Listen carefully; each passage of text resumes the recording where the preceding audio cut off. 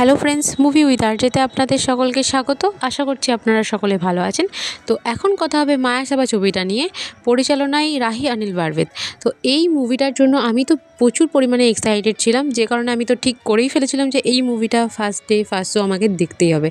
তো এই মুভিটা ফার্স্ট ডে ফার্স্ট শো আমি দেখতে পারিনি, কারণ আমাদের এখানে কোনো সিনেমা হলে এই মুভিটা রিলিজ করা হয়নি, যে কারণে আমাকে একটা দূরে সিনেমা হলে এই মুভিটা আজ আমি দেখতে গিয়েছিলাম।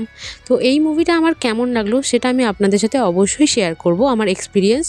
তো ভিডিওটি শুরু করার আগে আপনাদের কাছে একটি ছোট্ট অনুরোধ, ভিডিওটি সম্পূর্ণ দেখে যাবেন। তো মায়াসাবা ছবিটার জন্য প্রথম থেকে আমি প্রচুর পরিমাণে এক্সাইটেড ছিলাম ট্রেলার টিজার দেখার পর।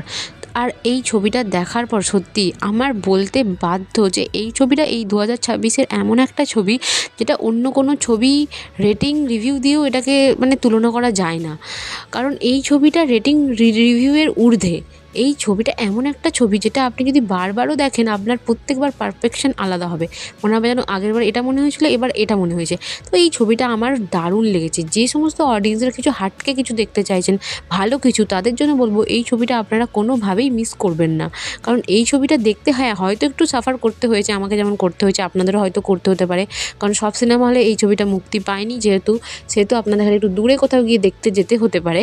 তো আপনাদের বলবো আপনারা যান, এই ছবিটা কোনো রকমভাবেই মিস করবেন না, কারণ এটা একটা আলাদা লেভেলেরই ছবি। যতবার দেখবেন ততবার ভালো লাগবে।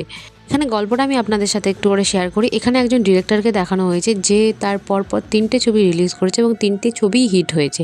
যে জাফর জাবরির ক্যারেক্টারটা যে ডিরেক্টর প্লে করছে, তো এখানে সে একটা বিশাল পরিমাণে সোনা কিনে রেখেছে এবং থিয়েটারের মধ্যেই রেখেছে, এবং এখানে থিয়েটারটাকেই মায়াসাবা বলা হয়েছে।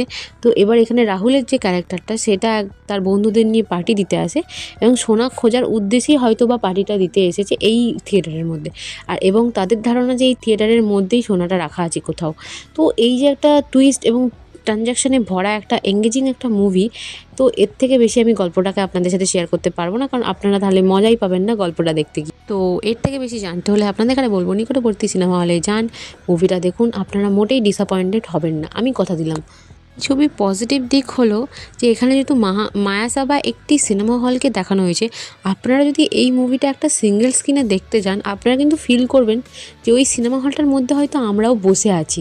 এই যে ফিলটা তারা এই মুভিটার মধ্যে আনতে পেরেছে, যে কারণে আমার বিশাল ভালো লেগেছে। এই সিনেমা হলটার মধ্যে, এই মুভিটার মধ্যে দিয়ে যেই সিনেমা হলটা দেখানো হয়েছে, সেটাকে তারা এমনভাবে ওয়ার্ল্ড ক্রিয়েট করেছে, এমনভাবে তৈরি করেছে, আপনার ইন্টারভেলের পর আপনার মনে হবে আমি যেন সিনেমা হলের মধ্যে চলে এসেছি।